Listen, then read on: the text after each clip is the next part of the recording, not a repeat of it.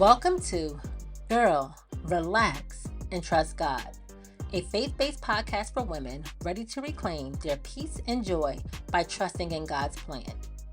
This is for women who struggle with overthinking, busyness, perfectionism, and the stress from carrying a heavy mental load because of all of her responsibilities. She's often the one that gives the advice and the listening ear. She is the definition of strength. She shows up for everyone and everything with care and concern and wants the same reciprocated. Each week, we will discuss real life topics, share real stories, and deep dive into scriptures to help strengthen your faith. Remember, you are seen, you are loved, and with God by your side, you can truly relax and trust the path He has for you. If this resonates with you, join me, your host, Janique Price, on this journey of reclaiming your peace and joy by trusting God to see you through it all. This is Girl, Relax, and Trust God.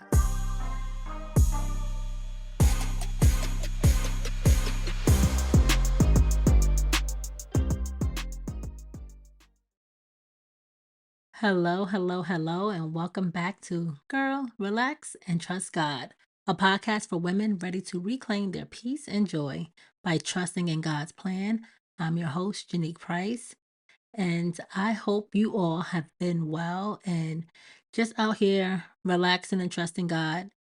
The relaxing part has always been a struggle for me, and I am in my busy season for work. Well, one of my busy seasons. And in addition to like the holidays, I'm trying to plan family photos. We're doing a family trip at the end of the year. It's just been so much happening over the last few weeks. And I was texting one of my friends the other day, and I wanted to stay home and work remotely because I was just tired. And um, I said, but I need to get my days in. And she's like, well, can you get the day in another day? And I thought about it and I knew that I could, but the overachiever in me won. And I I just was just like, okay, no, I'm just gonna go just to get the work done and not push these other deadlines back. And I told her that I'll get rest and sleep in 2025. So, I was joking. But, please do not be like me.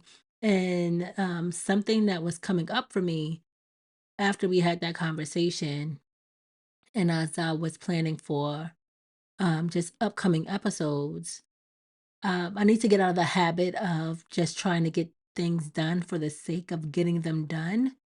And, like, there's always a time and a place for when things can happen and should happen and things that just have to happen. But I've been so busy thinking about the next thing that I've been exhausted and I just haven't been as present as I could be because I'm just one checking things off my to-do list and just always just trying to get to the next thing. And that's I've been feeling a little convicted around that. And it's constant work for me to like redirect my thinking, redirect my energy, and essentially just like redirect my old way of being so that I can move at a slower pace. I'm just so used to getting things done and moving so fast that very rarely do I allow myself the time to be present.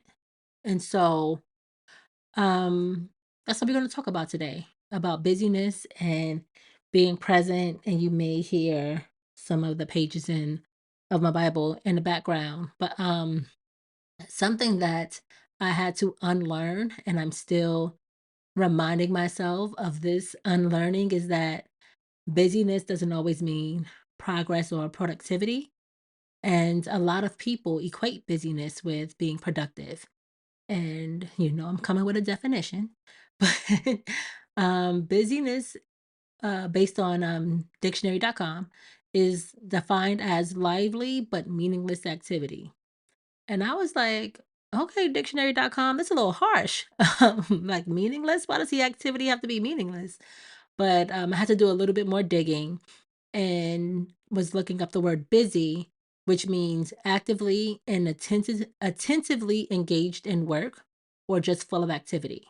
So busy means actively and attentively, oh Lord, engaged in work or just full of activity.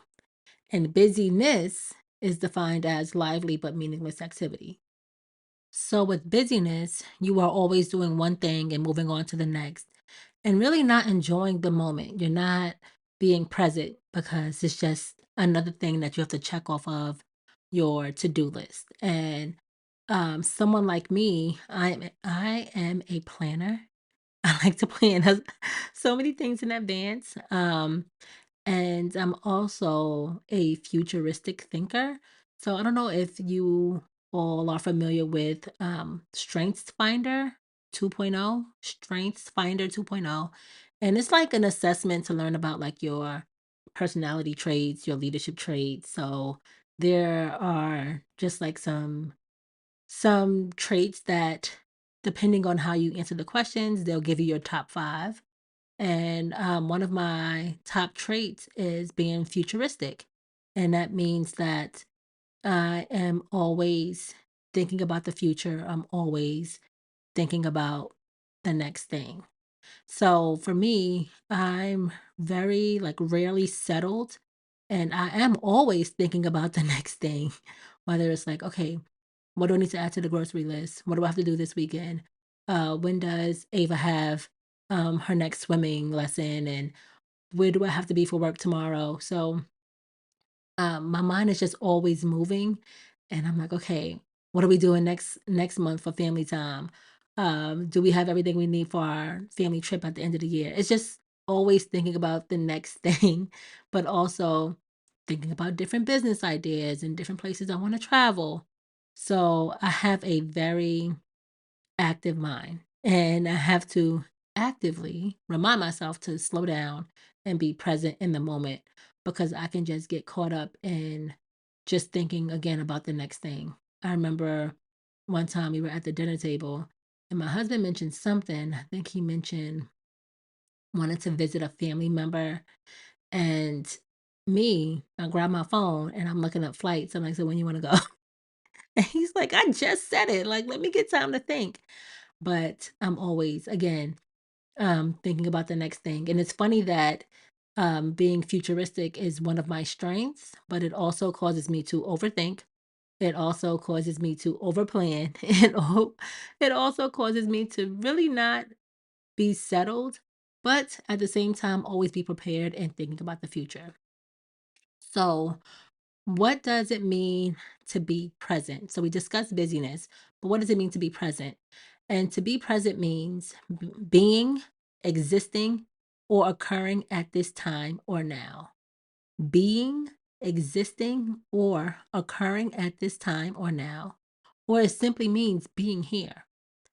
So when you think about being present, you can be in a space physically, but your mind might be wandering off somewhere else. I know people are like, "Well, I can multitask. I can be on my phone and listen to you at the same time." No, you can't. I try it and I fail. Well, you know what? Let me not speak for you. Maybe you can, but that's not a skill that I have mastered and I don't want to master it. It's like my attention um is if it's on one thing, then it's hard for me to be present for something else. And we take pride in multitasking and being able to do many things at once, but I have been shifting to single tasking over the last few years. It's like, let me give myself 20 to 25 minutes to work on this task or give myself an hour just to focus on this one thing instead of trying to answer emails, trying to write up some notes from observations, trying to write a proposal, trying to give feedback instead of trying to do a million different things. And so again, when you are being present, you are being it's existing or occurring at this time or now or just being here. So, what does busyness and being present have to do with trusting God? Because Again, that's the name of the podcast, Girl, Relax, and Trust God. And the answer is everything. Everything. And I want to share a few things about busyness. So the first thing I want to share is that busyness tricks us into believing we are the ones in control. I'm going to read that again. Busyness tricks us into believing we are the ones in control because we dictate our to-do list. We write down and plan out our calendars. We plan out our weeks. And when we are busy, it's like, okay, I have to do this, this, and this. And it's based on what you feel is a priority, based on how you are spending your time. And you think that you are in control. And we know that God is in control and we are not. And so busyness just causes us to be burnt out, tired, exhausted, um, overworked, having an overworked mind because you're always thinking about the next thing that's on your to-do list. So we're not in control. We're actually losing control because we're giving up our control to just accomplish what's on our to-do list instead of being strategic and prioritizing what's important. Busyness also, okay, go back to the to-do list. Busyness, it keeps us just checking things off of our to-do list because if we don't do it all, we think that things are going to fall apart. I want to say that again. Busyness keeps us checking things off of our to-do list because we feel if we don't do it all, everything is going to fall apart. And when I was reading this, I'm like, man, this is me. This is what I'm actively working against. And I stopped having a to-do list of 40 things and I have my top 3. Here are the things I want to accomplish this week. Here are the 3 things I want to accomplish today. And sometimes it may just be one because if you're just constantly thinking about checking off your to-do list, then you are not being present. You are not being in the moment. You are just checking things off your list and time is just going by, and what do you have to show for it besides a bunch of check marks on a nice piece of paper in your planner? But that's a different conversation for a different day. Um, Busyness sometimes means that you are filling time to avoid deeper issues. I'm going to say that again. Busyness sometimes mean that you are filling time to avoid deeper issues. Sometimes we do things to avoid doing something else. Sometimes we do things to avoid things that we don't want to face. Oh, let me spend the next 6 to 8 weeks training for this 5K because I don't want to go to Thanksgiving with my family. So let me train for this turkey trot on Thanksgiving Day. I'm like, oh, I can't make it to Thanksgiving because I'm running in the 5K or the 10K for the turkey trot. So it's not that you actually want to do the race, or maybe you do, but you just want to avoid your family.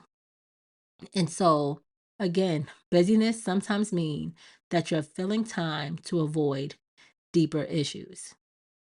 We have these avoidant behaviors because we don't want to engage in conflict or we don't want to face the thing that we need to face. So we stay busy.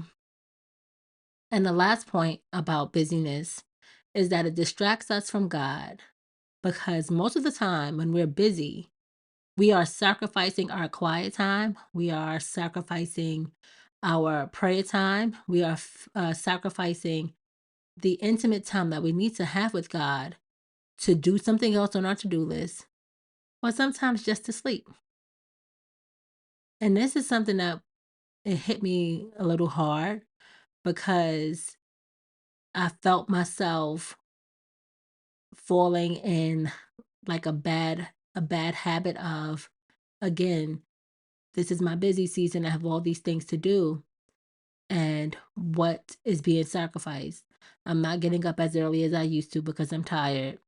or I'm going to sleep later than I would like to. So I can't wake up early because there's something that I need to do on my to do list, or I made a commitment to something that I could have said no to.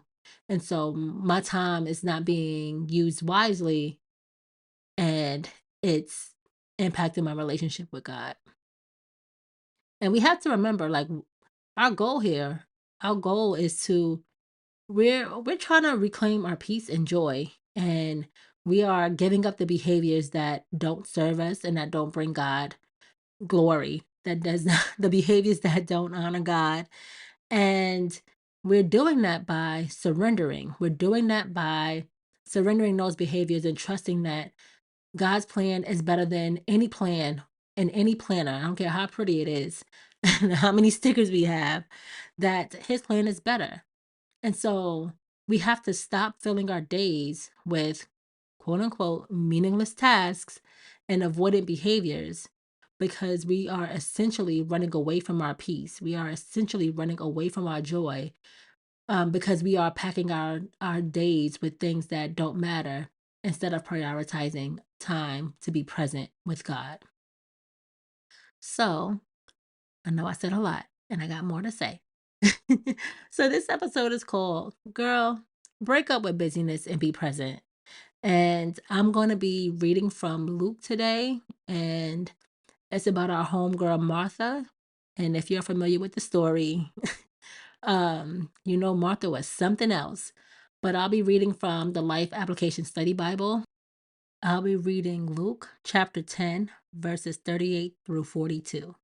And the title of this section is called Jesus Visits Martha and Mary. And it reads, as Jesus and the disciples continued on their way to Jerusalem, they came to a certain village where a woman named Martha welcomed him into her home. Her sister, Mary, sat at the Lord's feet, listening to what he taught. But Martha was distracted by the big dinner she was preparing. She came to Jesus and said, Lord, doesn't it seem unfair to you that my sister just sits here while I do all the work? Tell her to come and help me. But the Lord said to her, my dear Martha, you are worried and upset over all these details. There is only one thing worth being concerned about. Mary has discovered it, and it will not be taken away from her. Jesus was like, Martha, oh, wait a minute. But I want to read the commentary from the Bible. And I really like how this author just broke down the scripture. And it says, Mary and Martha both loved Jesus. On this occasion, they were both serving him, but they had different ways of showing their love. Are you so busy doing things for Jesus that you're not spending any time with him? Jesus did not blame Martha for being concerned about household duties. He was only asking her to set correct priorities. Service to Jesus can degenerate into mere busy work that is totally devoid of devotion to God.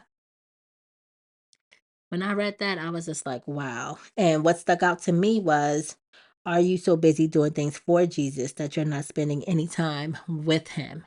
And what's most important is the relationship, that intimate relationship, reading his word, praying, being still, and being present in the moment with God to hear his voice, hear his guidance, just get the direction for whatever it is that you are experiencing in your life. And it's it's pretty much just saying that busyness doesn't matter. Like, yes, the household duties, they're important, but there are other things that should take priority. And so Mary made a decision to sit at Jesus's feet and be present. She's like, wait, this is Jesus. This is the Jesus that we've been hearing about. This is the Messiah. No, I'm going to sit down and soak up as much as I possibly can. But Martha was more concerned about just the meaningless activity, the meaningless task. Like Jesus, if he wanted to cook your pot roast with the snap of his fingers, he could. And you are just doing whatever it is to be distracted, to stay distracted, and then have the nerve to be upset. But it's just like, no, like you need to learn from your sister and prioritize. So whatever you're cooking, it can wait. Whatever you're cooking, it can wait. Whatever you're doing, it can wait. So we need to have our priorities in order and be present for Jesus. That is number one. That is number one. And again, I think this message, it came to me because, again, I've been a little scattered, and I've been feeling off and not as intentional as I normally am with prioritizing time with God. And that conviction came in, and I wanted to share this message because if somebody else is out there that's experiencing this or feels like this, it's not too late to make adjustments. It's not too late to make some shifts and be present for what matters most, and that is your time with God. So I just want you to just take a minute and reflect. How often are we like Martha, that we're so busy that we miss the moments that God has for us? How often are we like Martha, that we are so busy that we miss the moments that God that He has for us, just right here? And I probably can't even count accurately because the moments are gone. I mean, there are probably some things that come to mind, but again, we need to prioritize being present and not just focusing on the next thing. And I don't want to miss anything that God has for me because I'm busy. I know people say, well, whatever God has for me won't miss me. But I don't want to have to wait 40 years when I could have got something in 40 days. I don't want to have to wait a certain amount of time if I don't have to, if I was present and prioritizing my time with God instead of, again, packing my days and my nights with things to be busy instead of having that connection and reading my word and praying the way that I know that I should. So, I want to share a few benefits of being present. And one is that you develop a closer connection with God. You develop a closer connection with God. And again, these are benefits for being present. And Psalm 46:10 says, "Be still and know that I am God." Be still. That was the first episode of this podcast. Girl, be still. And again, the busyness takes us away from that stillness. That stillness is the peace that we are looking for. That stillness is the peace that we are searching for. And God is telling us, be still, relax, sit down, and know that I am God. Another benefit of being present is that it reduces anxiety and stress because you're staying in the moment and in the present. You are not thinking about the future, and you are not thinking about or having regrets about the past. Again, a benefit of being present is reducing anxiety and stress because you are staying in the moment and you are not worrying or thinking about the future or thinking about any regrets of the past. Leave the past in the past. What happened to Lot's wife? She turned around, looking at her past, turned into a pillar of salt. Don't look back. You do not have to ruminate on things that have already happened. You can't change what has already occurred. And so be present. Be present. You cannot change something that already happened. So don't worry about it. Be present and don't worry about the future because being in this moment is going to help you get the clarity that you need in order to proceed and move move accordingly um, as time goes on.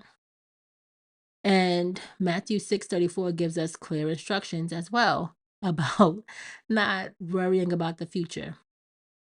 It says, therefore, do not worry about tomorrow, for tomorrow will worry about itself.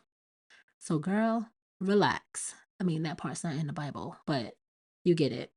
Um, Another benefit of being present is that it fosters deeper relationships.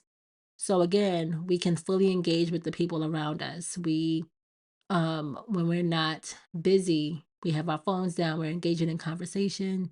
So we're actively listening. We are just supporting, giving advice, listening, just different things to show that you care about the people that you are around and that you are with. And the last point is that being present cultivates joy and contentment. Contentment. Being present cultivates joy and contentment because you are focused on what you have now instead of striving for what's next. So when you are content, you are satisfied with what you have. But if you don't have contentment and you're not satisfied with what you have, you're going to always be thinking about what's next, what's next, what's next, what's next. And your mind is not going to be settled. And so being present allows you to cultivate joy and be content. So when it comes to being in the present, we have to just focus on how we use our time, how we cultivate relationships, and just use the different resources God has given us. It is it is a practice. Being present is something that you have to be aware of and consciously do. It's something that you have to be aware of and something that you have to consciously do because it's a practice that it strengthens our faith because when we are present and not worrying about tomorrow, it shows that, you know what? I trust that God is going to make a way. I trust that God is going to guide me. I trust that God's plan will prevail. It helps us renew our minds. Just thinking about Martha and when Jesus like said to her, like, no, you need to be like your sister. I mean, those weren't his exact words, but you have to rethink your priorities. And so when you rethink your priorities, it's like a shift that's happening in your mind because obviously what you were doing before is no longer serving you. And so you have to make adjustments. And again, it helps us really relax and trust God because we know that he's in control.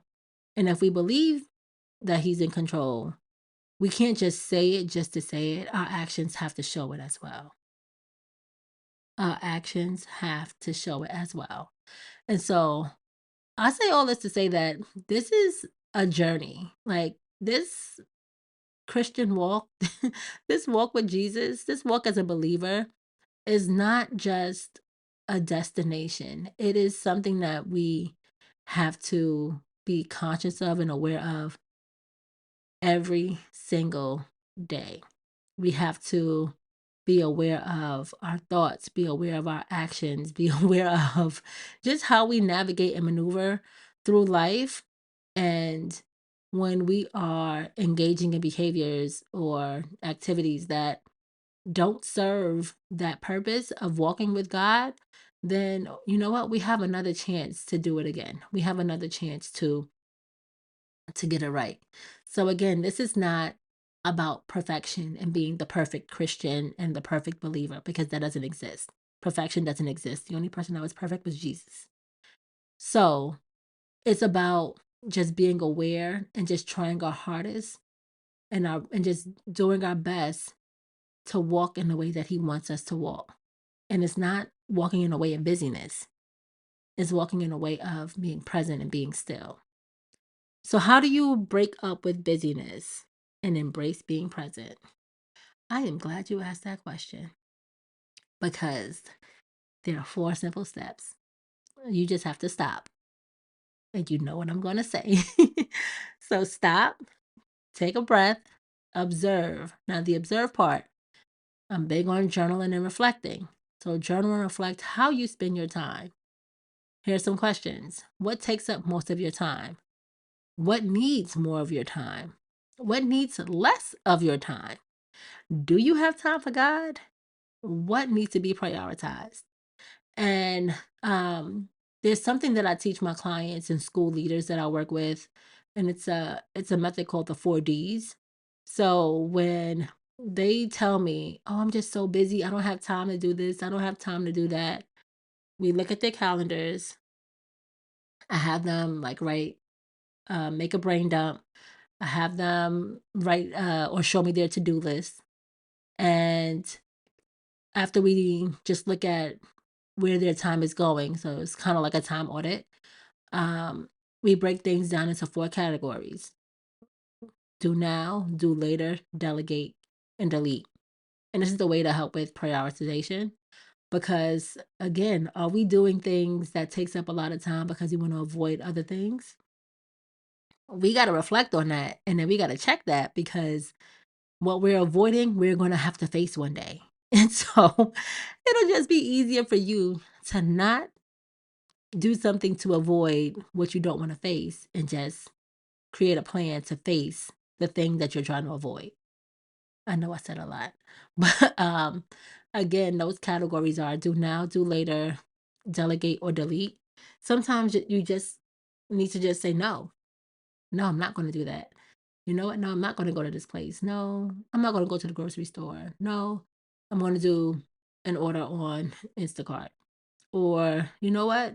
I'm not going to go to this mixer after work because I need to go home and help my child with homework. Like it you have to just look at where your time is going, well, how you're spending your time so you can determine where your time goes.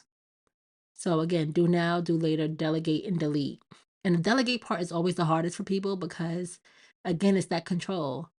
No, I don't want anybody else to do it. No, get somebody else to do it. You don't have to do it all. You do not have to do it all. And um again, the do later. It's like, you know what? This is not a priority, but here are my priorities. So you just have to take into account like how you're spending your time in order to effectively prioritize. And even if it's a busy season, like I said, I'm in a busy season now. And there are certain things that I said that I was going to do that I'm just like, I can't do it because I don't have the time. I'm going to just be more exhausted than I already am. And I need to make some shifts and adjustments. And so that system of just looking at what you need to do and prioritizing based on the 4Ds can help you in your personal life and your professional life and in any season that you're in. And so after you observe, journal, and reflect about where your time is going and how you're spending your time, you pray. Pray for God's guidance. Pray for his presence, which is always there. Pray for his stillness. Pray for his peace and for you to be productive and present versus busy. And so I'm just going to share a really quick prayer that you can say um, if you are struggling with being present because you're busy. Lord, thank you for the gift of today. Help me to slow down and be aware of your presence in every moment. Teach me to be like Mary and be present and let go of the urge to be busy like Martha. Guide me to focus on what truly matters and to trust you with everything else. In Jesus' name, amen. And then you proceed. Make a conscious effort to make adjustments. Even if it's the smallest change, you have to, like, once you have this level of awareness, you do need a plan to put it in action. Don't just say, yeah, I'm gonna just like not go to the gym. Wait, nobody said that. Maybe you don't have to go to the gym 7 days a week.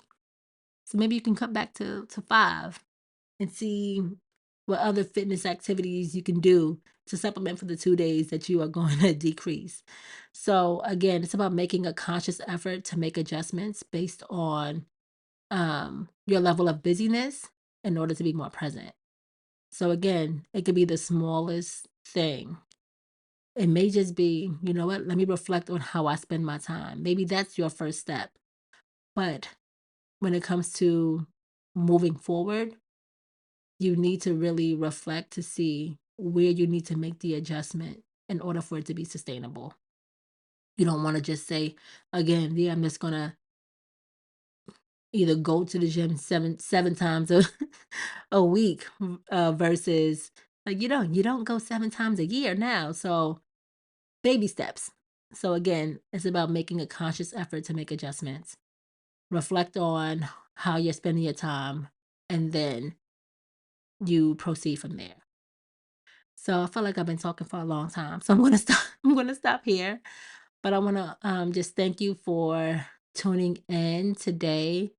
And again, we're gonna break up with busyness and we are going to be present. This is a new habit and a new skill that we are trying to work and build. So again, it's about being aware of where you need to slow down and sit at your father's feet and listen and be still versus trying to do the next thing. So I hope this episode has blessed you in some ways. And if it has, please share with your family, friends, share with anyone you feel that needs to hear this message. And again, thank you for tuning in. And I'll leave you with this: girl, relax and trust God. Until next time.